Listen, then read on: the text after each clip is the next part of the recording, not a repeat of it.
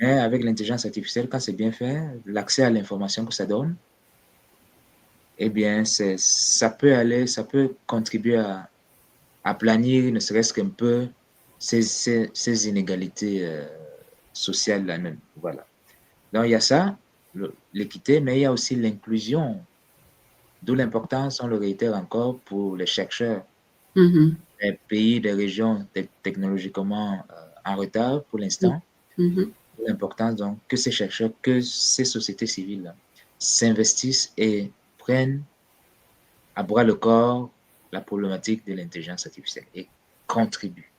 Que les gouvernements, parce que le rôle d'un gouvernement est central, nous le savons, ça prend une certaine vision, ça prend, j'allais dire, L'encadrement aussi. un encadrement, voilà.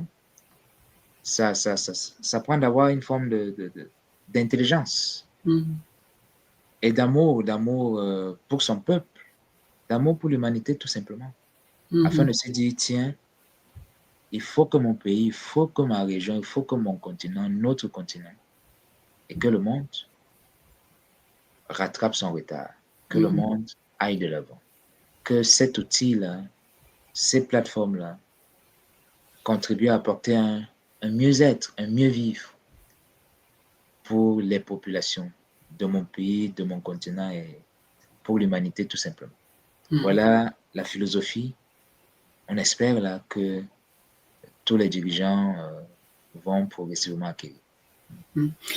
Il y a un dicton qui dit que Rome ne s'est pas construit en un jour, donc il faut commencer quelque part et je pense ne pas s'attarder sur les limites ou les freins qu'on pourrait, par exemple, lorsqu'on parle de ce sujet-là, énumérer, mais euh,